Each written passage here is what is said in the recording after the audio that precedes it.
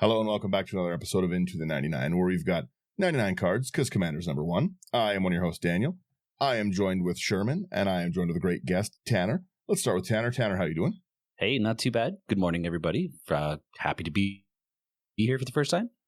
Yeah, for anyone who doesn't know Tanner, Tanner's one of hosts on Rogue's Passage, and I love that podcast in general. So tell them where they can find what you guys do, all these kind of things. Yeah, I guess we don't have like an official website kind of set up yet, but if you want to find our stuff, it's mainly on YouTube. We do Spotify, Apple Music kind of thing for the audio podcast as well, but YouTube is our home. So YouTube at the Rogue's Passage. Nice.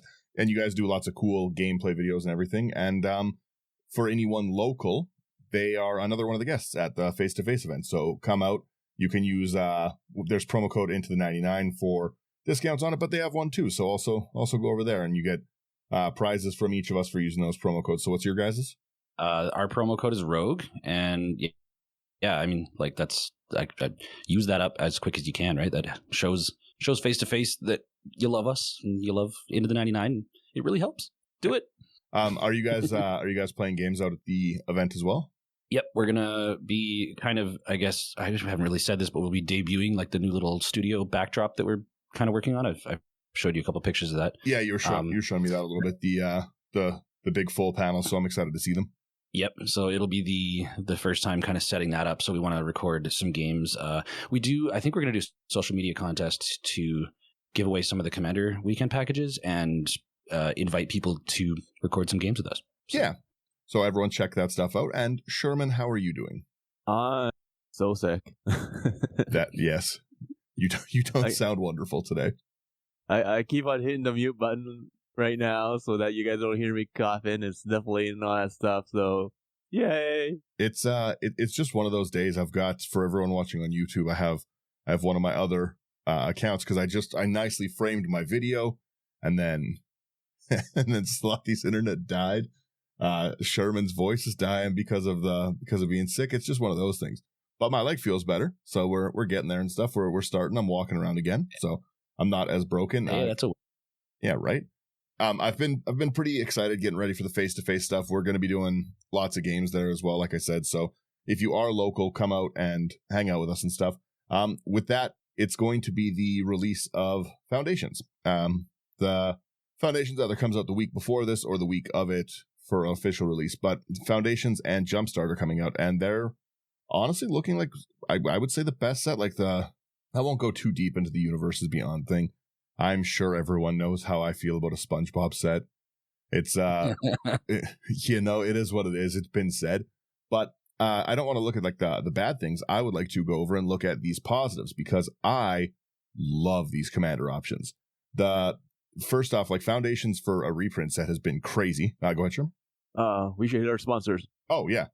Also, AI Armor, if you're looking for any sleeves, great spot, AIarmor.com. They have great stuff. You don't even need a promo code. No promo code. Just go, say hello. Type in promo code into the 99. You get no discount because they're the best price sleeves already. But no, they're just great. We have like a referral link up and everything. AI Armor sent us a bunch of stuff to do some more giveaways with at our booth. So that'll be great. They're just wonderful people, wonderful sleeves. I like them more than Dragon Shield. Even if Dragon Shield gave me free sleeves, I was really surprised. Yeah, right? Yeah, because you guys have some of them great too, right? sleeves. So good. Yeah. They're so good. And then if you are looking to buy any of these cards, houseofcards.ca, they are great. Promo code IT99 gets you a discount at your checkout. They have great lists. They're very, very fast shipping, especially local Canadian, but even as far like out to the States, they're really quick. I'm going to be sending them nonstop lists and making them very angry. I'm going to get my own list ability revoked with this new set. So there's just so many. I can only imagine what the relationship with card stores is with like the amount of decks that you flesh out and order like constantly. The one I go to all the time locally is Ogre's Den. They're great. And they say all the time, they're just like, oh, this looks like a Daniel list. And it's because I send in honestly like 800 or 900 card lists frequently. And and it's brutal. And I build really, if you've like listened to stuff, I build really stupid all the time. I build a lot of just garbage cards. It's not all like give me 6 doubling seasons. No, I'll find like things like what was that card? Carrion. I found when I was doing a live brew, Sherman was like, hey, put in Carrion. I was like, what is this? I put that in. I was like, how many do you guys have? Like, I don't know, a stack. I was like, give me all of them. So it's just me taking stacks of people's cards like that are old junk cards. It's truly a nightmare situation, but I spend lots of money. So potato stacks of cards. But I'm actually just about to go over the 1,000 deck list, so I'm a problem. My wife's gonna beat me. So true. What I was saying though is this back to these Jumpstart commanders. I'm excited for. They seem to have like a bit more of a anime like looking theme to them, and a bunch of people seem to want to complain about that. I personally think they're great. I like a lot of anime, so it's but I definitely think there's cool stuff. We're gonna go through the amount of things. There's like 779 cards in each. I'm not going over 1,400 cards today. You guys aren't listening to 1,400 cards today. Nice symbiotic relationship. But we're gonna go over some of the newer things that are, I think, cool. Talk a little bit about them. So let's start with the a Jumpstart stuff, because they have some of the coolest commander options I've seen in a while. I'll start us off with Ophelia Viper Whisperer.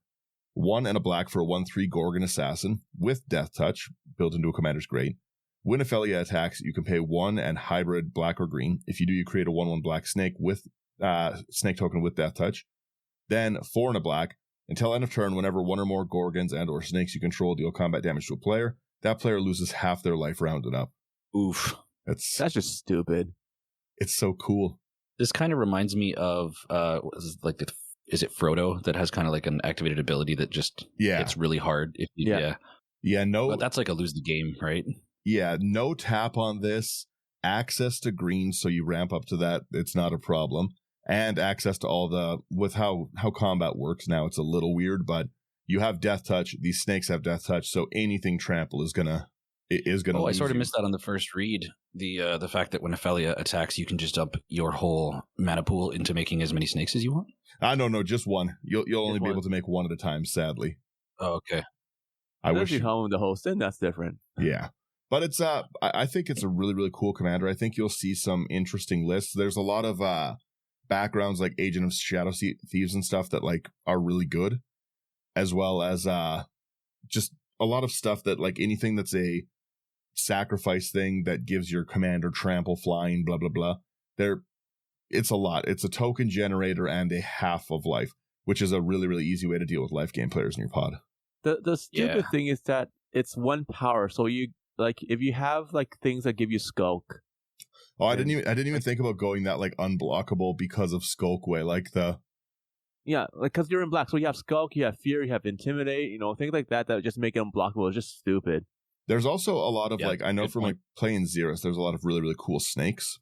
Yeah. So. Or just give someone lure, so that everyone has to block that one creature and the rest of them just go through because you're in green. Well, and any double striking too, right, is going to be brutal. I don't know. I personally like this one. It's not my favorite one. My favorite one's you'll see. Who wants to take this Herska? I'll take Herska. Okay, it is a legendary bear. Some people will really love that. Herska Sweet Tooth, 2 and a green for 3/3 that says whenever it attacks, create a food token, and whenever you gain life, you can pay a hybrid Selesnya mana. When you do, target creature gets +X/+X until end of turn, where X is the amount of life you've gained. So yeah, that's going to be like, is it a food token centered thing, or it's Selesnya, so you could just go life gain Bard, right? So you got Soul Sisters and all that stuff. Eternity Beacon is cool. I also like that it's whenever you gain life, so you can just like you said, the Soul Sisters thing. If you want to just do it and then constantly dump 1 mana into it, I'm gonna give this like XX, this XX, like the interesting. I mean, food tokens give you 3 life right off the bat too, right? So that's +3/+3 just for an extra mana on cracking a food. Yeah, basically a giant growth on every time you gain life like that. I think there's like so many double your life things that are going to be really, really good with that, like the Eternity Beacons, those kind of things. Yeah. Yep. I attack with my commander, I instant speed that beacon, blast the table. Blast. Yeah. Yeah, the art is pretty cool too. I wonder if we're going to get multiple arts for these cards. But yeah, they seem to be focusing on a very unique art style, which is kind of cool. Did they do that with the previous Jumpstart product, or is this kind of the first like? They had some anime stuff, but this is definitely mostly its own thing. Little fluffy bees flying out of the the art. It's just so cool. They look like they're bees in bees costumes, and I love them. Look, exactly. You want this next one, Right. Sherman? It's crazy. Yeah, moving on to Paul Jamar, Illusionist for 4 double blue. Legendary creature, human illusion wizard, 4/5 flying. When Illusionist enters, choose a creature type. Draw a card for each creature you control of that type. Yikes. It's so good. Ooh, yeah, man, stuff like that. Just right away, it screams like, yeah, I want to jam this into Locust God, but I just don't know how to free up a slot in that deck anymore, other than cutting one in half, before the game starts. I was gonna say, with a card like this, like it to me seems like it would fit better like into a deck. Like there's so many decks I have that this shoves into no problem. But as a commander and stuff, like just having it only mono blue, kind of. If this was like blue green and you could make this an elf commander, like that would be a crazy one. But it just right. to me, it's not begging to be in the command zone. Yeah. To me, it just seems like such a good like ETB extra flicker. I'm sure there's lots of cool things, and the fact that it has wizard stapled onto it does make like a pretty easy mono blue wizards theme. But yeah, so it would go into something like Brago, maybe, Yeah, like in a deck, I think this is a powerhouse card. Yeah. We have Teiko, Patient Avalanche. I love this turtle ninja, not Ninja Turtle. It's 3 and a blue for a 4/5. Teiko, the Patient Avalanche, enters tapped. Whenever another creature you control leaves the battlefield, if it didn't die, scry 1 and put a 1/1 counter on it. So it's already really, really big into blink. And whenever Teiko attacks, you can pay a hybrid black or blue. When you do, target attacking creature can't be blocked this turn. That's I like rough. That's cool, yeah. I like that. I also like that. It's there's really, really cool stuff. I like that you can also just make it unblockable. Yeah. Yeah, I mean, you can make whatever you need unblockable, which is nice. It's kind of like that, what is it, the Otter, Bria, that came out in Bloomborough. Yeah. Like whenever you cast a non-creature spell, just make a creature unblockable. Just very versatile card. That was a crazy inclusion. I don't know why they did that. Yeah. Also, the art, I mean, it looks like the Ninja Turtle was like trapped in the fly chamber with Shredder or something. Like it's got like the spiked plating and everything on the shoulders like Shredder. This is a very strange piece of art. There we go. I'll make these bigger for now. Sweet. Yeah, just so people can see the artwork. Yeah, I'll make them one smaller. There we go. Do you want to take the next one here, Tanner? Yeah, sure. Ooh, yeah, I love this one. Third Mara of Destiny, 2 white for a legendary Pegasus. Flying lifelink, whenever you cast a Pegasus, unicorn, or horse creature spell, copy it. Other Pegasi, unicorns, and horses you control get +1/+1, and it is a 2/4. So it's a lord for basically all the horse identifying features in Magic. And I know I had been asking for that for a long time because I always wanted Crested Sunmare to be a legendary creature. And, actually it was with your recommendation to just do it and just build a deck out of it. That's the Now it seems like we're actually getting thrown. Did you Air Horse one? Yeah, did you partner it with anything or just raw Crested Sunmare? No, I had always envisioned that one just being kind of simple mono white. Just build a deck with Crested Sunmare in the command zone. So I could like work on a second list with. Actually, we did talk about pairing it with Shadowfax just to gain another color, but there you go. Like adding red didn't really do a whole. Not enough to the horse theme. But we could probably work on a list and see what comes out of it. But this one's going to be like, what are the hits whenever you cast a Pegasus, unicorn, or horse creature spell, copy it. I mean, that's just amazing value. Yeah. And then of course you got like the Archon that creates a whole bunch of Pegasus whenever you gain. Is that when you play an enchantment? Yeah, whenever enchantment enters the battlefield. Yeah. So this seems like the deck. This deck kind of wants to build itself, right? It has like a path that you want to follow with it. But I mean, you could technically get double copies of Crested Sunmare because it isn't legendary, right? So when you cast it, it would become a pair of Crested Sunmares that would now give each other indestructible. So that makes me very happy. I would love to do that. That would be rough. Well, it's nice to, because then you still kind of have like your horse commander that's a real commander. Yeah, I mean, I guess why don't we pair third with Crested Sunmare? There's your illegal pairing. Can I take the next one here, Sherman? Sherman's coughing and dying. Yeah. This is actually, I think I would say, the card that I've been the most excited to build from every piece of it, from the inception artwork top down. I love the artwork. The the card. It's a soldier lord. It's so good. We have Brigand, Soldier of Meletis, 1 and a white for a 2/2 human soldier. And like I said, I think this is my favorite card of the set. And I might say some Nice. of other things, but I've built so far to date in paper lists waiting for this card 7.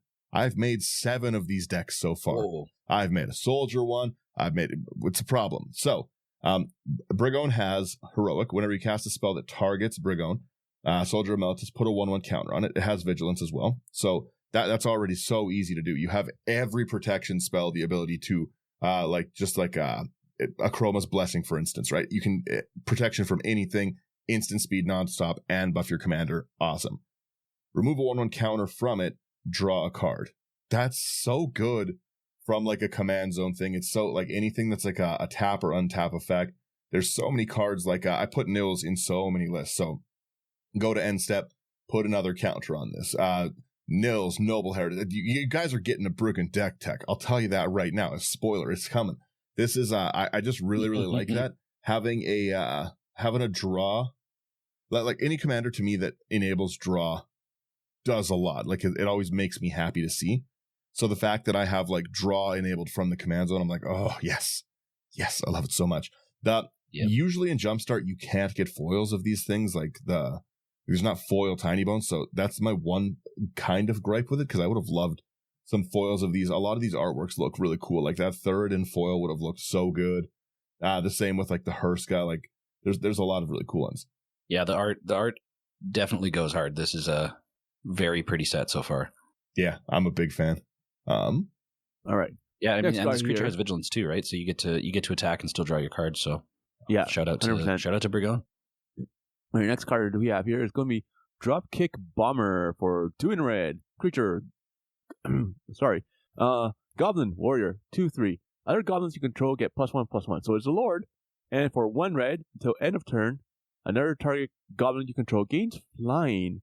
And when this creature deals combat damage, sacrifice it.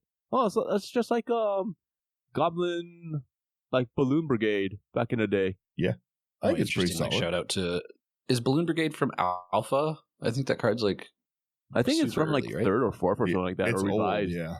It's old. yeah. This is like a goblin finisher. Just like buff your goblins and throw them in, essentially like a grenade at your opponent. What's kind of nice is that it gives you that ability to sacrifice these things, right? It is a weird sack outlet. But it's only when it deals combat damage is sacrificed. Yeah, but that's what I mean, right? Like if you want a way to sacrifice like a board of things, it is a nice way to kind of get like extra dice triggers if you need. It's roundabout. I guess Corvold really likes this. True. Oh, Corvold goblins would like this. You got to have goblins to throw. Oh yeah, I guess it's a creature. Well, I still think it's cool in Krenko kind of things. Yeah. Next one is you, I believe, Tanner. All right. We'll take Eidolon of Astral Winds. This is 2 and a white for an enchantment creature, Spirit. Vigilance 2/4. And it has Constellation trigger. Whenever Eidolon or another enchantment you control enters, choose target creature you control until end of turn. That creature's base power and toughness. That creature has base power and toughness 4/4 and gains flying. Okay. That's pretty sweet. Pretty decent. That's whenever an enchantment you control enters, choose target creature you control. Yeah, it's not horrible. It's like Dang. in my opinion, it's an okay rare. I wanted you to read the next one, Sherman, because it's a card that I think is your play style of these things. All right, let's see what do we have here. We have Evereth, Viceroy of Plunder for 2 and a black. Legendary creature, Vampire Soldiers 2/2. Already really crazy. Flying, and sacrifice another creature or artifact. Put a +1/+1 counter on the Plunderer. If the sacrifice permanent was a treasure, it gains it gains lifelink until end of turn. Activate only as a sorcery. Boo. When the Plunderer dies, you may pay 1 and Rakdos. When you do, it deals damage equal to its power to each opponent. That's just gross. To me, like, it's such a brutal theft deck. You steal my creature, you sacrifice my creature post-combat. If I have the balls to kill your commander, then you blast the table for how much? A lot. Because, like off the bat, I'm thinking of things to buff it up easily. So you have, like, Black Blade Reforged. because it's going to cost less to equip because it's a legendary creature. You have things like scatter scythe. Yep. So it's another equipment, but like when you when it comes into battlefield, you exile a land card from your hand, and then it gets +1/+1 for each land you have for that. So like, let's say you do a swamp and then you have like Urborg out. Yay! Now it's really big. Well, the fact too that it's a flyer that has a potentially built-in lifelink. Yeah. And when Evereth dies, Evereth deals that damage, so that lifelink damage will happen if you give it lifelink and you kill the Evereth. Yeah, I can see why they said sorcery speed for it, though. Yeah, just being able to sack a treasure, it has lifelink, blast everyone off the table. Yeah, every single time, yeah. It doesn't say activate only once per turn, right? So this... No, yeah. Is any of those mass mutiny cards? Crunching a bunch of treasures. Yeah. Well, yeah, exactly. Take all their... I guess you only have to sacrifice one treasure to get the lifelink, right? And then the rest could be your opponent's creatures. Yep. Yeah. It's definitely a pretty rough one. Like I would run like things like a Pitiless Plunderer in there and just keep taking their cards, throwing them away, getting treasures. A flying lifelink commander that has a sack outlet and buffs itself is pretty absurd. Imagine flinging this at someone. That's even worse. Flinging it, you double it. It's like I said, as soon as I saw this, I was like, you know what? This is like Sherman's play style of like, because I think that you could build this on there's so many easy ways to go on a deck like this, right? Like I know I'm talking this one a bit, but there's like you can go like the full everything gives me treasure route, but there's so much like budget grab control of and take things thing. Like I've seen a lot of Sherman's like, I'm taking your creature, you don't have it anymore decks, and those are rough. Those are real rough decks to get around. Yeah, there's so many in red, like Goat Nab, Active Aggression, like many. I really like Evereth. I want to see some decks with that. I'll jump back into our next enchantment here. We have Frontline Heroism. 2 in a red. When it enters, you create a 1/1 red soldier token with haste. Whenever you cast a spell that targets only a single creature you control, you create a 1/1 red soldier token with haste, then copy it. The copy targets that token. I'm going to be honest with you guys. One of my lists with Braden pairs illegally with this. This is a background. People are at some point, someone's going to tell me I have to stop, but so far my play group's been pretty chill with me just building whatever I want. It's I love the double heroic. I have so I made it the feather. It's feather basically because my feather deck is another heroic one. So if anyone wants to say you can't play it, that's all right. I'm all happy with that. Now I kill you with feather. I'll always have your backup one. The next one, insane card. I think it's not my favorite card on the list, but I think it's one of the best cards coming out. Take it away, Tanner. Is this one? Yeah. Me? How do you say this? Fumulus? The Infestation. This art is incredible. It's 3 and a black for a legendary creature, Vampire Insect. It's a 2/2 with flying and death touch.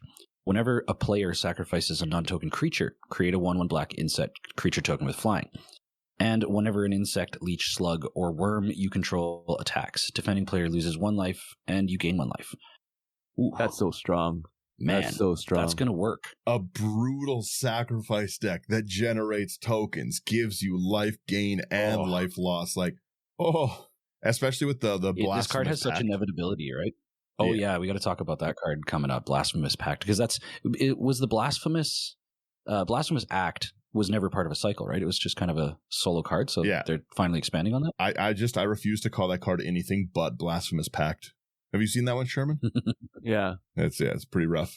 Speaking of rough. So this oh wait, no, before this vampire insect, right? Yeah, oh yeah, like that's so also a crazy you fill it up with you make sure that like it's not hard to make your opponent sacrifice things, right? So then you create a horde of insects with flying, which then every time they attack, drain the table. That's just what's even worse about this. Amazing. In my opinion, what's even worse than this is it's not whenever an opponent sacrifices. You can build this as a raw sacrifice yourself deck and still get those flying tokens. And a flying death toucher's crazy.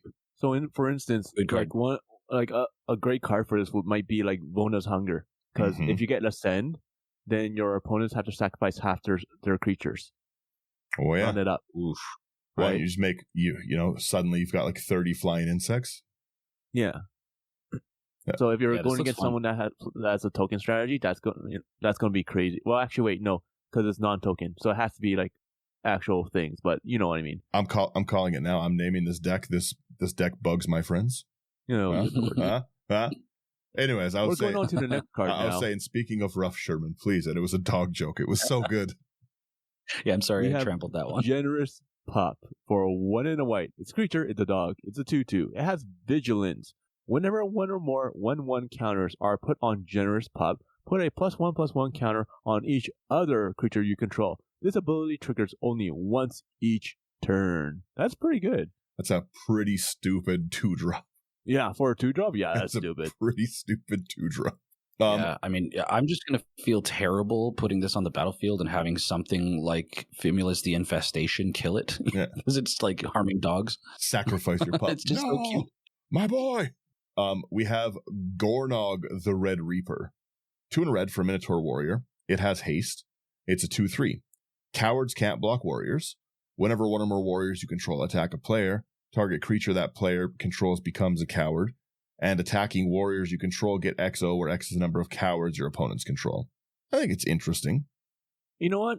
Nice. I never thought about this, but like if you have like a changeling that's like every type and someone attacks you with a warrior, can you block? Because technically cowards are a type, aren't they? I think so. And I think the cowards can't block warriors I think that's just like a canon stapled on ability. Yeah, I never really thought about it until you were reading this. That'd be an interesting like sub rule to read. Yeah.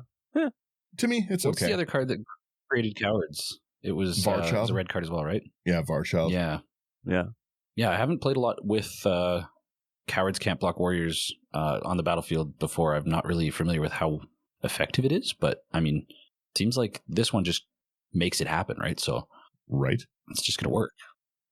You take this next one. This is another one I love. So good. Oh yeah, I mean, geez, like right away the art. This set, the art is so unique. These next 2 cards, but this one's Near Div, Devious Diver. Love the name. 2 and a blue for a legendary Merfolk Rogue.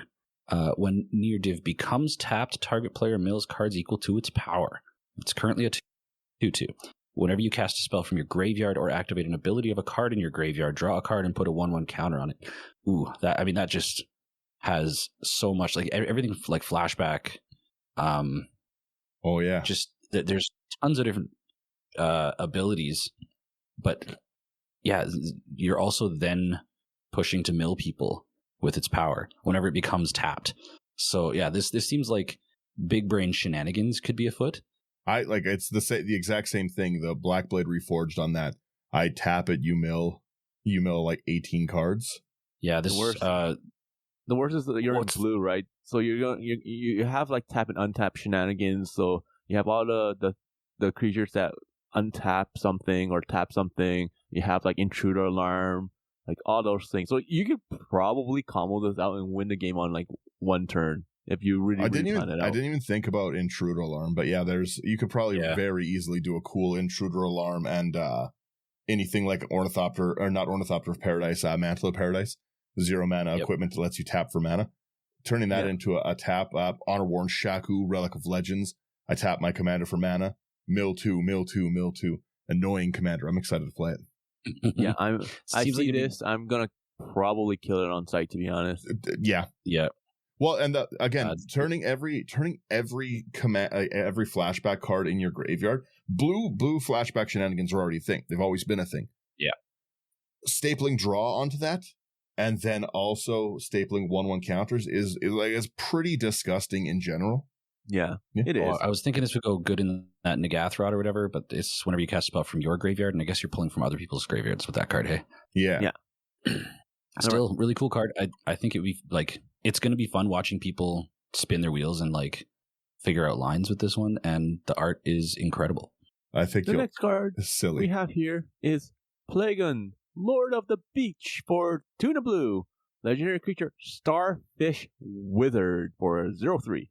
When it enters the battlefield, draw a card for each creature you control with toughness greater than its power. And then for Azorius, target creature you control assigns combat damage equal to its toughness rather than its power this turn. I kid you not, I really like this. I want to build this card. I think it's really cool. Yeah. The you're in the best colors for blinking, which is great. There's like so many, like Charix is like a 0/17. You pay 1 mana and just absolutely crack me. Yeah. Oof. You also have like the fugitive, like whatever that, like if your power tap is 1 or less. Oh, Tetsukuya, yeah. Can't block, yeah. Put that in every Rego deck, yes. Yeah, so, this is like, I think that this is another, like, again, draw stapled onto the command zone is crazy. Yeah. Yeah, it's a cool card. Is this a Dragon Ball Z reference in the art? I kind of think so. I guess the original Dragon Ball. It could be because the big turtle. Yeah, yeah. I don't know. Cool. I really like it. I think it's very cool. The next one is one of my favorite cards. Again, I'm a very big fan of this artwork. So would Slothy have been, the Goth Mommy. We have Rev Tithe Extractor. 3 and a black for a 3/3 human rogue. Rogue's Passage. Whenever you attack, target creature gains death touch until end of turn, which is a really strong ability on an attack. Whenever one or more creatures you control deal combat damage to a player, create a treasure token, look at the top card of their library, exile it face down, and you can cast that card for as long as it remains exiled. That's brutal. Jeez. This almost seems like something that, like, it doesn't seem like a commander card. It seems like something that, like, would be good in, like, standard or something. It's an incredible, like, whoever's attacking is going to have death touch. It's likely going to get in. You're going to get a treasure and a card and a way to cast it. Like, it enables everything it wants to do. There's so much with this. You don't have to risk Rev to do it. You can attack with anything and give it death touch, right? So, like, you can just any old creature will do. And stealing things shenanigans has always been strong. But the fact that, like, you can cast that card, it is at least nice cast so you can't play their lands. But the fact that this is giving you ramp towards playing other people's stuff or your own things is insane. The fact that this, like, is like a ramp theft commander is pretty batty. I'm a huge fan of it. This is one that I'm in the middle of brewing right now. And I think I'm going to build it the same way I build every annoying Toxrill deck I play. I'm going to stuff this thing with mana rocks. Stuff this thing with 1-drop flyers, and somebody, I don't know who it is, but it's getting it. And I'm going to build it the exact same way I do Rego. Whenever 1 or more creatures you control deal combat damage to a player, so I'm trying to get 3 treasures a turn and see 3 cards. Let's see what's up. It's going to be brutal. Yeah, I'm glad that I haven't recorded my Gix deck tech yet. I put together a list for Gix, just mono black, and this has got to go in there. This just makes everything so much better in that deck. I am a very huge fan of this card for sure. This is the one gripe I have with these Jumpstart cards is they knock it out of the park with commander stuff. And it's not a commander product. It's meant to be, like, bought and played and, like, stuffed into random decks. And it's very fun to play Jumpstart that way. Like, we're again, quick shout out to House of Cards. We're doing a giveaway of some Jumpstart stuff there, right? And part of what I might do is just like people, I might just do giveaways and, like, play, like, hey, if you beat us, you get the 4 packs that we cracked open for the Jumpstart things. But, like, I really, really like it. I think it'd be fun to play because we're mostly only commander, right? So it'd be fun to record a little bit of Jumpstart stuff, and that's it. But that's my other problem is the unreliability of getting it, because I love these cards. There's so many cool cards in these sets, and I want so many of them, like Bridget's all the time, and Rev. Like, there's so many good ones, and not being able to reliably get them is. Yeah, there was problems with the first Jumpstart one, right? There was the Allosaurus Shepherd, I think, was in that one, and it was like a $90 card or something right off the rip. I paid like $80 for Tiny Bones. We opened a lot. Yeah, I wanted that Tiny Bones so bad. Preston the Vanisher was a Jumpstart product as well. Preston's still crazy. Yeah. Oh, Muxus. I loved Muxus. I still have my Muxus Goblin deck. I was scanning it not too long ago, and it's pretty obnoxious still. It's got Myriad, Sword of Selves. It's pretty cancer. I'll let you take this next one here, Tanner. Okay. We got Sandstorm Crasher, 3 and a red for a creature, Minotaur Berserker Wizard. It's a 3/4 trample. You may exert it as it attacks. When you do, create a tapped and attacking token that's a copy of target creature you control. Sack it at the beginning of the next end step. That is super cool. Should have been legendary. Yeah, it should have been legendary, but also, like, it's a role player that goes in a lot of different decks. Mm-hmm. It's too bad it doesn't work with other legendary creatures. But unless you want to sacrifice them right away. Well, it's a possibility. You can, like, pretty easily, like, anything that's extra combat shenanigans too, right? because exerting, you normally you skip your untap, but who cares, right? Like it's untap all creatures that attack. Yeah, I just keep untapping it, make like 6 or 7 creatures, and you sack them at the end step. So it's very, very easy. Like I said, I wish that this was kind of a legendary. I think it's cooler than the other Minotaur. I see. Yeah. Otherwise, it's just a role player to go in all those decks, and everyone's going to want one. Yeah, it's definitely cool, and like especially like the fact that it's got wizard stapled on there. There's a lot of cool wizard decks that would like something like that too. Yeah, and I mean, like I started my introduction to Magic was with Amonkhet, so I just love seeing stuff from that plane coming back, and there's another one down here as well. So, Sherman, please. Yeah. So we got the Scythecat Cub for 1 and green. Creature cat 2/2 trample landfall. Whenever a land you control enters, put a +1/+1 counter on target creature you control. If this is the second time this ability has resolved this turn, double the number of 1/1 counters on that creature instead. Nice. Insane. That's really, really good. That's landfall kitty. That's real. Again, the amount of crazy 2-drops in this has been nuts. Like that's not a 2-drop ability. No, that definitely not. I mean, this is just like any Evolving Wilds or fetch land is just goes hard with this. And then if you think about, I guess it doesn't trigger past the second time, hey? So you don't even really have to overthink it. You just put the lands in that work like that. Oh no, you'll still get your 1/1s every time, but you get the double on the second one. Yeah. But again, the other thing too. Oh yeah, right. The other thing is, had this been stapled to this card, whenever a land you control enters, put a 1/1 counter on this creature. This already would have been a monster creature. It would have been so good. But you can just do this on anything? Yep. Just any creature and stuff. You can just double the power of. That's crazy. I feel like this is one of those cards where when someone's like, oh, I tap these mana, I play Scythecat Cub, and it's always going to be followed by a groan. Yeah, well, it's it's going to slot into every Atraxa deck too, because it's something that puts counters on doubles. It's gross. Disgusting. Good card. We have another one that I'm the most excited to build. This is stupid. Shrufus Sproutire. It's one of the most idiotically drawn artworks that I can't get enough of that I've ever seen. I thought this was a fake card during spoiler season. And then I kept seeing people post it and everything like that. And I was like, is this real? And they're like, yeah, it's spoiled from Jumpstart. It's hilarious. I love it. Shrufus Spoutshire. It's 2 and a green for a 1/1 Saproling with trample built in, which again, I don't understand why they would have built trample into it. But whenever Saproling you control deals combat damage to a player, you create that many 1/1 green Saprolings. Straight combat tricks all day. Man. I appreciate the trample on this, in all honesty, even though it's a 1/1. Yeah, just cracking people with giant growths all day. Combat trick Shrufus is here to stay. Oh, that's amazing. I love it. And the art is like horrifying. It's so cutesy, but absolutely horrifying. Like the eye stalks. It's so ridiculous. It's such a silly card. But I'm just gonna sleeve up a huge stack of Saproling tokens for this deck. Yeah, right. Yeah, it's nice when you have, like, if you're making a lot of tokens, it's nice to have all of them physically represented, just to posture. It is fun sometimes, yeah. The next one's Crazy R2, so I think you, Tanner? Okay, I'll take Slinza, the Spiked Stampede. Holy, that looks aggressive. It's 4 and a green, legendary creature Beast. It is a 5/5. Beast spells you cast cost 2 less to cast. Each other beast creature you control enters with an additional 1/1 counter on it. And whenever Slinza or another creature with power 4 or greater enters, you may pay 1 and Gruul Hybrid. When you do, it fights target creature you don't control. Slinza does. So this reminds me of, what's the ape, the monkey? Kogla? Or whatever? Or Kogla, yeah. Yeah, Kogla kind of enables a bunch of just constantly fighting as things come in the battlefield, right? Yeah. Am I thinking the right one? Well, this is like as well, like the type reduction, the counters built in. Like, this is a strong card. Yeah, like this is just like Beast Tribal, right?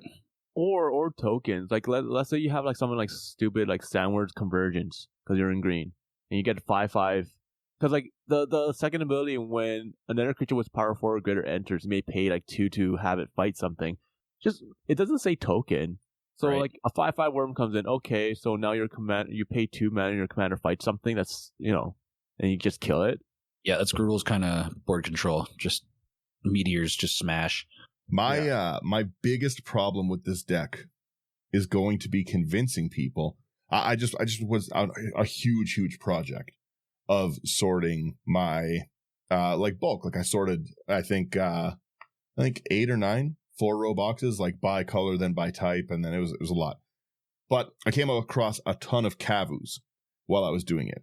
And Kavus are not beasts, but there's so many cool red and green Kavus, and I have to convince people to let me play this as a Kavu Mander. I have to let them. I'm playing Kavu Mander, please. There's so many ones that I just want to play. Just let me pretend they're beasts. They look beast-like.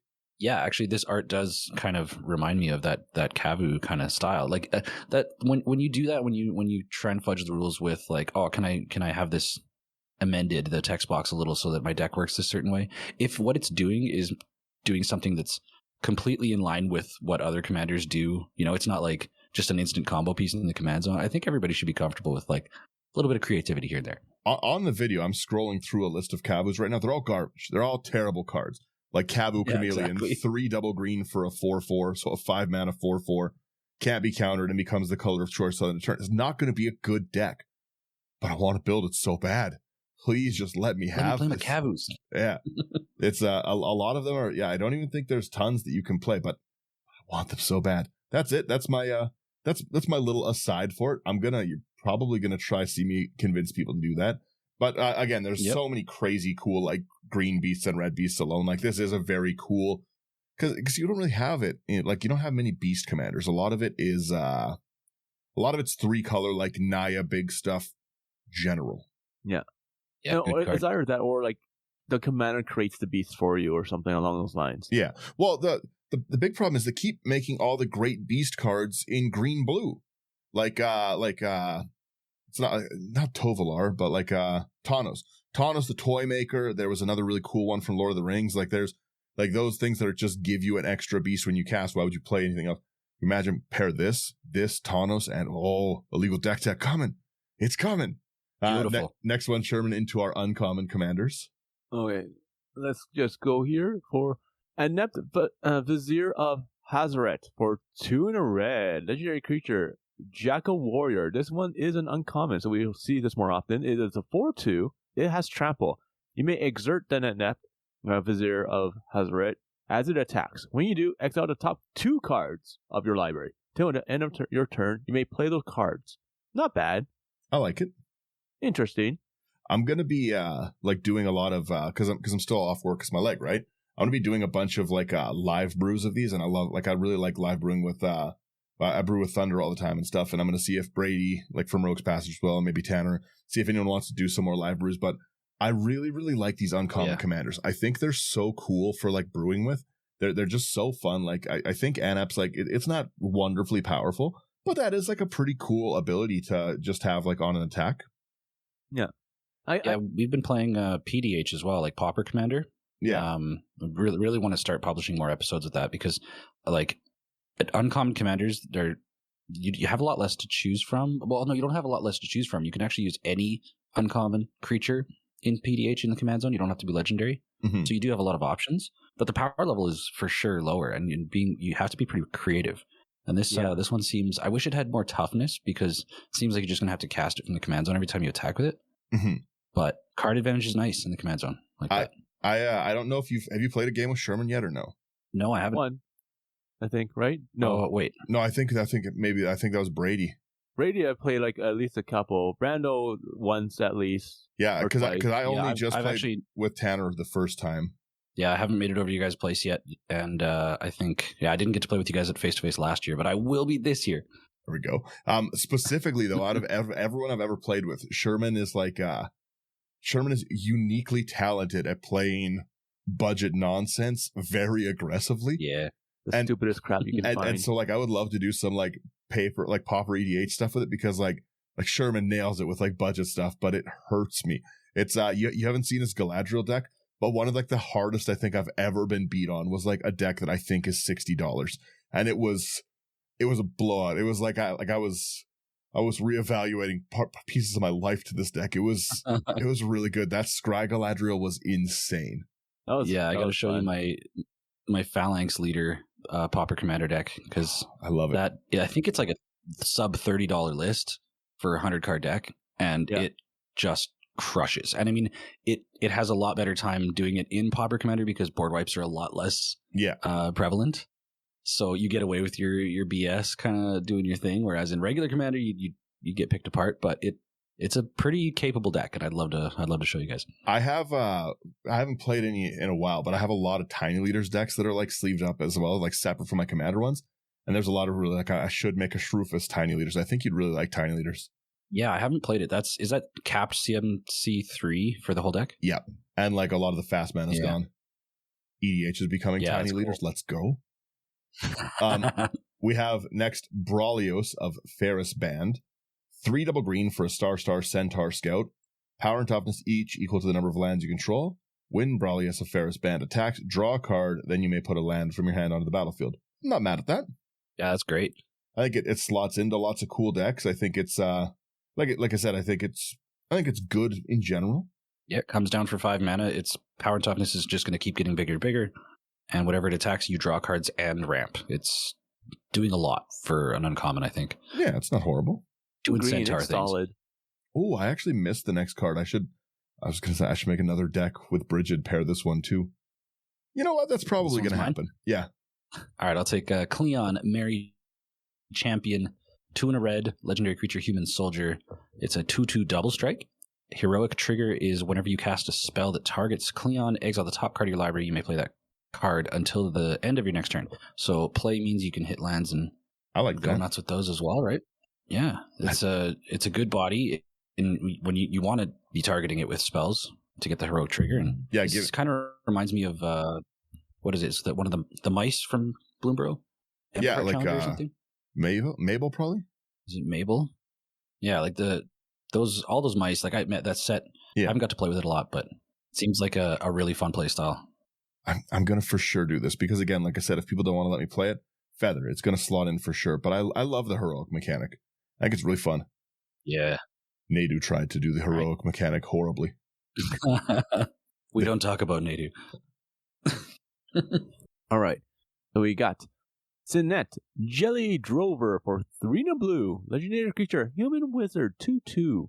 When the Jelly Drover enters or dies, you create a 1/1 blue jellyfish creature token with flying. Creatures you control with flying get +1/+1. That's not bad, actually. Also, it's not a horrible trigger. Yeah, it's not bad at all. Death by jellyfish. And you get an anthem for anything that flies. Why not? Why? I'm interested. I want to see the token. Flying jellyfish. Is there already a jellyfish token? I don't think so. I like that. I'm not mad at that card. I think that's a pretty fun shill brew, generally speaking. Yeah, it's cute. Yeah, I like that. A lot of these I want to make pretty relaxed decks. I've got I've said it before and stuff, but you should see my old decks, Tanner. Like the stuff I used to build was it was just balls to the wall arms race in everything. I had 0 chill on everything. I was playing turn 1, get Muldrotha out with Lionized Diamond, bring Lionized Diamond back, playing for my grave. I was playing nonsense stuff. And now I just play trash. I just love to play silly, random things. And I like to see interesting cards go off way more. But just seeing how my old stuff is. And then being looking back to when I met Sherman and stuff. I think the first deck I played with Sherman was he was playing a book tribal deck. And I was playing I think it was that Muldrotha deck, yeah. And I was your Mox Pearl for it. Yeah, it's a pretty pricey deck. I sold I sold one of my Moxes to assemble this deck. It was pretty nuts. And again, like I said, the fact that I've gone from there to being how can I make giant flying jellyfish? How many blue flicker spells? Yep. Right? I really really like it. It's very fun, Sherman. We've come a long way. You've corrupted me. Yeah. Oh, 100%. I think I saw that book tribal deck from the episodes that you recorded at Face to Face last year. Yeah, I believe. I say we'll finish it up with just I heard you describing that deck, and I was like, man. Oh, I love that one. He has a really fun one. His song tribal, and it's all every card name is something that is a song. So he's got a big list of it is this song by this person. I really like that deck. It's very creative. Yeah, it's so good. Yeah, I'll bring another jank deck to the face, and we'll see if it works or not. I like it. Let's finish up here with these. We'll do the other legendaries. So this is one of the dumbest cards I think I've ever seen. Don't know why they would print this. Don't know why they would make this a commander option. It's Dionys Elvish Archdruid, 3 and a green for a 3/3 elf druid. Elves you control have, whenever this creature becomes tapped during your turn, untap it and put a 1/1 counter on it. This triggers only once each turn. So stupid. Like, I don't know. Didn't we learn from Nadu? I don't know why they would like print something like this, right? Like it's this is a pretty silly one. Yeah, like you're an elf, so like like half the elves are like mana rocks anyway.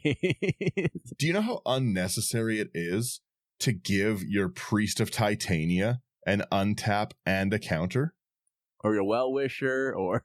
Didn't even think about Well-Wisher. Totally forgot about that. Or again, even just your elves attacking. This just is a 1/1 anthem on every elf that attacks and then untaps it. It's so stupid. It's pretty ridiculous. Yeah, this one's got a lot of eyebrows being raised, right? This is gonna... And oh, what beautiful art. Yeah, it is beautiful. But like, yeah, I think this should have been a rare or a mythic if they did want to make it. 100%, not an uncommon. It's crazy. Again, if this was just a non-legendary creature, I'd be like, wow, that's great. It goes in a lot of decks. But as a legendary creature and stuff, I notoriously like to play Guiltleaf Archdruid. And I think it's very fun. And this is a druid commander. And all of those things are druids. And this untaps it, which means if I drop a Guiltleaf Archdruid and do my normal Guiltleaf shenanigans, I can do it a second time. I take all of Sherman's lands. I take all of Tannerlands. I pass. In response, everyone cries. In response, I'm not invited back. Yeah. Nope, screw that. Yeah, right. I will let Tanner, you take the General Kriet. General Kriet, the Bolt Bringer, 2 and a red, legendary creature, Goblin Soldier. This is a 2/2 that says whenever one or more goblins you control attack, create a 1/1 red goblin creature token that's tapped and attacking. Goblins like more goblins. Whenever another creature you control enters General Kriet, the Bolt Bringer deals 1 damage to each opponent. So we got an Impact Tremors stapled in the commands. So now, yeah, well, I guess Perforos was always like sort of command zone-able. But the fact that this one generates also enables itself. Yeah, generates tokens is I think it's pretty rough. This is kind of cool. How wild this one gets, like obviously Helm of the Host is good in most things, right? But how wild this gets with Helm of the Host copies of things is pretty cracked. Like having like 6 of these that all attack and like enter 6 times and I don't like that. That'll get crazy. Yeah, I'm interested to see how terrifying this ends up being on the other side of the battlefield. It'll be interesting, I would say, for sure. Even just as a raw goblin commander, it's pretty good. It's going to slot into every Krenko deck that's ever existed. Right? Krenko's still popular, let's face it. It's been ages, and it's still one of the most popular goblin commanders, let alone goblin commanders out there. Yep. All right. We're going to move on here to Evora, Insatiable Air. For 1 in a red, legendary creature, vampire warrior, 1/1. It has trample. Once again, another 1/1 that has trample. Anyway, when the Insatiable Air enters, and whenever it deals combat damage to a player, you create a blood token. So, and whenever you discard a card, put +1/+1 counter on Evora. That's not bad, actually. Mm-hmm. Like you're in red, you're going to be discarded. You have a bunch of discards. Yeah. Honestly, a Wheel of Fortune is gross, disgusting, to be honest. And whenever you discard a card, you put a 1/1 counter on it. Yeah. Because not many people are going to play Wheel of Fortune because it's still such a pricey card and so hard to but like a Winds of Change kind of thing, right? Yeah. But like you have like the more common things like Wild Guess, Royal Possibility, like Tormenting Voice, Cathartic Reunion, like all those things. Those loot effects giving you those loot effects giving you tokens, as well as just normal madness. There's a lot of cool madness cards. Yeah. Not to be that person, but the new Emrakul is essentially a madness card where it comes in and takes control of everyone's stuff. And I'm not saying you should just do shakes it. His head. I'm not saying you should do it. It might be what I do, but it's pretty cool. We also have Nazar the Velvet Fang, 3 and a black for a menace, 3/3 vampire warlock legendary. Whenever you gain a life, put a feeding counter on Nazar. Whenever Nazar attacks, you can remove 3 feeding counters from it. If you do, you draw 3 cards and lose 3 life. I think that's great. That seems like a fun card. Yeah, I think that's really, really cool. I'm a little sad that this didn't have white splashed into it. As an Orzhov commander, this would have been just a blast. Like draw in the command zone, life loss, life gain. But still, even as a mono black commander, I think it's a pretty cool, different route. I wish it had a little bit of life gain stapled into it, though. I still like it. Yeah, true. It's nice as well that you can proliferate these feeding counters pretty easy. Yeah, but it's a good workaround. Like, I'm kind of glad they didn't do it in white or in green as well, just because like it does force people to think a little bit harder about how they want to build it. Yep. So I like it. I think we've got 3 left. All right. Let's crush these last 3. I think this is 3 or 4. Is there 3 or 4? 4, 5. 5. Well, I'm bad at math, okay? There's a few. All right, I'll start off here with Ozox, the Clattering King. 2 and a black, legendary skeleton noble creature. 3/2. Ozox, the Clattering King, can't block. It's just made of bones. When Ozox dies, create Jumble Bones, a legendary 2/1 black skeleton creature token with this creature can't block. And when this creature leaves the battlefield, return target card name Ozox, the Clattering King, from your graveyard to your hand. So is he wearing like a big suit? Is Ozox the suit that houses the tiny legendary Jumble Bones? The fact that, again, the Jumble Bones, I think, is going to be such a silly commander. Yeah. Oh, so you, I'm hoping that that it's not a token, right? Yeah, it is a token. Yeah. So I'm hoping that the token is easy to get too, right? Because this token's got to come in that one, right? Or they how usually do they do keep that with Jumpstart? Yeah. Yeah. So if Ozox shows up in your pack, they're going to have the token with it? Yeah, normally it's like that. Okay. I loved the Jumpstart when the things that were partnered with as well, when you got like the both of them. If you crack a Will, you crack a Rowan. I love that too. Yeah. Like, it was really cool drafting that in Battle Bond. Mm-hmm. Oh, Battle Bond was such an amazing set. I'm really surprised they haven't gone back to that Battle sooner. Bond 2. They've been talking about it, right? Yeah, Battle Bond. Like, I remember I walked into an LGS one day and I just went to grab sleeves or something, and there was a table of 7 people just being like, we need an 8th to draft this. Like, and it was the store owner was just like, if you sit down, I'll pay for your packs. Just come. We need to fire this draft. And I got to draft Battle Bond like right when it came out, and holy, was that a fun set. I like that. The mechanics of being able to like help your teammate pay for things and stuff was that's so well done. Okay, we have Samila? Whatever. Let Tien Poet. Wow. Why do I always get these ones I can't pronounce? It's a 2 and a white legendary creature, human bard, 1/1. Does it have trample? No, it doesn't. Okay, too bad. Anyways, when you cast your first enchantment spell each turn, you create a 2/2 white nymph enchantment creature token. At the beginning of each combat, if you control 5 or more enchantments, the poet gets +4/+4 and gains lifelink until end of turn. That's interesting. I think it's pretty solid. I don't mind building that. Yeah. There's getting +4/+4 and lifelink is as good as trample, right? Pretty close. I like that you can like go full obnoxious prison with this too, because normally when you play a deck that's like, I'm gonna Oblivion Ring everything nonstop, you get targeted by everyone, as you should. But this makes you it generates tokens from it. I really, really like this card. Talrand for enchantments. Yeah, that's cool. Can't wait for the profile picture. Yeah. We have, I think, Koala? Yeah. That's what I'm going to say. A Johnny's Pride Mate. 3 and a white for a 3/3 cat warrior. When Koala, a Johnny's Pride Mate, attacks, other attacking creatures you control get XO until end of turn, where X is the number of counters on Koala, which is cool that it doesn't have to be, it can be any kind of counters. And whenever you gain life, put a 1 counter on it, and it has 3 and a white, you gain 1 life. I think that's a cool card. Fun. Nice. Yeah, it's the legendary version of a Johnny's Pride Mate with, it's kind of, what is it, like Jazal sort of? Yeah, almost. The other attacking creatures get 1/0. Like that is pretty crazy, because everyone's seen a deck where somebody gets like a turn 1 or turn 2 Soul Sister, right? Like once those cards are out, you're just gaining just so much passive life already. And then by the time this gets 1 rotation, this could be like a 10/10 that is going to like give like a 7/7 on attack. It's pretty crazy. It's really good. You can put shield counters on this really, really easy. which is also further buffing it. I like this. Probably one of my favorite pieces of art I've seen so far scrolling down through this page. This is amazing. Again, it would look so good in foil. Oh, yeah. All right, I believe we're at next our one's last one here. Yeah.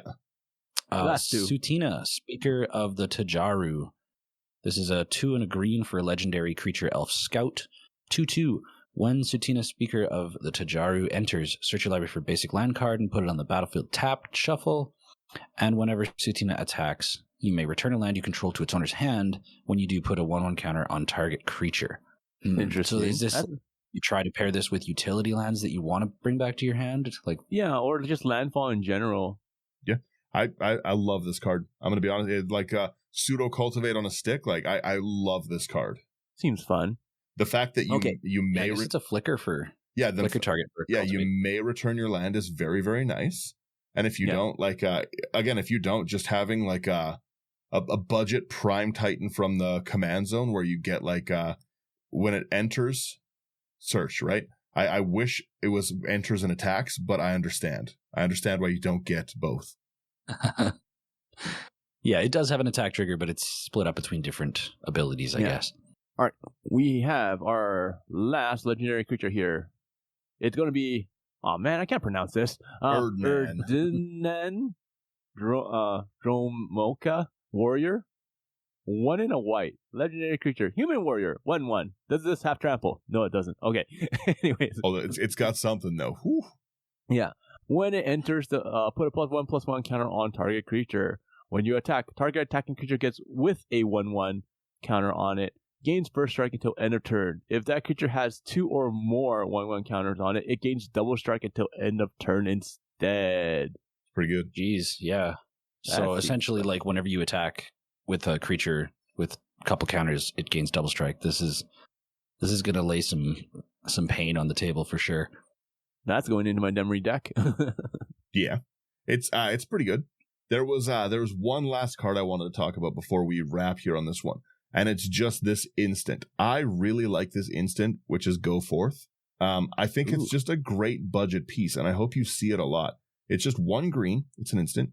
You choose one. Search your library for a basic land, reveal it, put it in your hand, then shuffle. Or target creature gets 2/2 till end of turn. I think that's just a really, really good card. Giant Growth is a card that's played. It's combat tricks. It color fixes in like multicolor decks. Like I just like this card a lot. I wanted to talk about that one. I think it's really cool. I think it's really cool. Nissa artwork. Spark or no Nissa would always be an Explorer's the flavor text. I like it. But yeah, I mean, how often do you see this effect at one green mana, right, for searching for a land to hand? Well, you get it a lot of the time. Like generally, like Cultivate is like split into 2, right? Like the 2 land, the 1 in the green is the 2 battlefield. The other one is to land. So there's lots of like 1 mana sorceries that will go and get you a basic to your hand. But that's a sorcery, right? The fact that you can hold this mana up for like end of turn, you can, if I need to buff a creature that's going to get bolted or something, if I need to block with a creature, like again, it's a combat trick, or it's before my turn starts, I'm going to go get a land. Yeah, that's cool. Beautiful art as well. I mean, man, the Magic art is at an all-time high, I think, right? Like everything is so pretty. We didn't get to talk about any of the glittery foil cards out of this like Foundations set. Yeah, I think they were Dustborn as well. I was going to say we were going to do both today and stuff, but we've kind of taken a little bit of time. Slothy's out. Sherman's dying of sickness, so we'll talk Foundations next set. But I'm very happy with like just the direction that this Jumpstart went. Like this, both of these sets have looked. I haven't liked a lot of the recent sets, right? Like the Duskmourn wasn't really a set for me. Bloomborough, I feel, knocked it out of the park. But again, a lot of like the Ixalan, Thunder Junction, I just haven't liked the Magic sets that have gone on. And to me, the flavor on these cards has been a home run in everything. There's like so many cool things. A lot of these I think can be built really cool. There's a lot of really cool budget options, but nothing screams like, oh, this is broken. Oh, it's pushed and you have to have it for your decks. Yeah, nothing that's like just, I mean, the Dionys or whatever, the Elvish Archdruid, that card is probably one of the ones that trends more towards that, just being like, oh, okay, yeah, slow down. But but for the most part, it's a pretty balanced and interesting and beautiful collection of cards that I'm sure a lot of Commander players are going to love opening the packs. And I mean, Jumpstart's great for the fact that you get to just rip a quick game. And a lot of people like to put them back in the sleeves and kind of have them for future Jumpstart kind of configurations. Yeah. I think it's a great product. It did really, really well the first time it came out. And then they sort of strayed a little bit from the form, like the template that they started with that was so good that everyone liked. But I think they're curving back towards that now. It was, I'm pretty good friends with our game store owner. So our local game store owner came out to my wedding when I got married last year. And that's like some of what I got as like a present and stuff was like he's like, here's like some Jumpstart for you and your wife, because he knew that my wife was learning how to play Magic at the time. And it was very fun. And I wish I would have sleeved them up that way and just been like, here's like the dividers and we'll pick random packs to play with, because that would have been much smarter than what I did when I was like, let's play with this now. Here's the rares into the box. Yep. I love it. Yeah, I've got a whole box of Commander Legends right now, where I did a box opening video, open the packs just to do a piece of content to open. I was trying to find a Jeweled Lotus and I never found it, right? But I put everything back in because I didn't want to remove the ability to draft the box. So I like that. The box is mapped. You know what's in the box, but you can still for play my the birthday draft. coming up here. Yeah, we're going to go ahead and draft it because you can't really control what happens in a draft. And knowing there's a Vampiric Tutor in the box somewhere doesn't really change people's pick order. Yeah, it doesn't and change how you're playing. It's a really cool draft format where you pick 2 cards each pick, I believe. Or no, sorry, you pick 2 for your first pick of each pack. And then you one each. You draft these big packs, like 25 cards in each pack, and you build your commander deck as you go and then play it a pod. It's like my perfect day is a commander draft format. I love that. I'm not good at draft. I'm you know the controversy where the player like took the foil Tarmogoyf instead of like playing the right way, and that's the kind of player I am. I'm like, this is shiny, and it's getting that. A lot of pre-releases I play like 4 or 5 color decks, and I'm like, I'll put everything in here. I just really like fancy things, right? Yep. But yeah, that's I say we wrap. The commander draft formats. Yeah, the commander draft formats are sick because like even if you want to just rip open the box and like not be competitive whatsoever, it's just like a load of staples and like your marble diamonds and stuff and all that. Like great boxes to open. I just sorted so many of those like rocks. Like I'm making like a budget box for that. That's the next project after the next time I break my leg.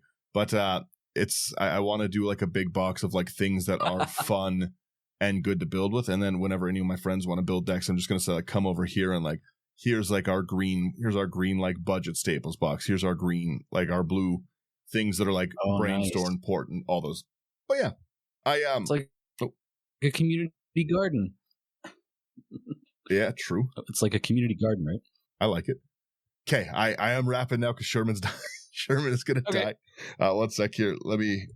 There we go. Thank you guys, everyone, for listening through it. I want to know what people want to build. How do they feel about these? Do you dislike the anime style artworks? I don't think they look childish or cartoony personally, but again, if you want to buy any of them, go over to our lovely sponsors, houseofthecards.ca. Use the promo code IT99. It is a great spot to go and get everything you want. If you're coming out to face, promo code is into the 99 or promo code Rogues. Either of them will be good ones to come out. You get extra cool content. You get little gifts, which is kind of nice that face does that. It'll be fun. If you are local, come out and play with us. If not, we will be at we go to lots of the face-to-face events across like the country and stuff, so we'll be doing more and more of that kind of thing. If you want to proxy any of these, because you're never going to find some of them, you're not finding this Dionys card unless you do it. abyssproxyshop.com, and again, promo code IT99. It's a great spot to get budget pieces, and then you can go out and still buy the rest of the cards at your set, and AI armor sleeves for everything. That's it. That's where I'm good. Thank you so much, Tanner, for being here and recording with us, and everybody, hope that Slothy's internet fixes itself. Thanks for having me. Before I beat him with a belt. Yeah. Yeah, we'll see. We'll find out if he listens, if he's flinching at the face-to-face event. Okay, thank you everyone for listening, and I hope everyone has a good rest of the day. All right, laters. I give them the music for a second. See you later. Oh, and yeah, check out Rose Passes podcast. Yeah, check us out on YouTube. We do stuff. Bye-bye.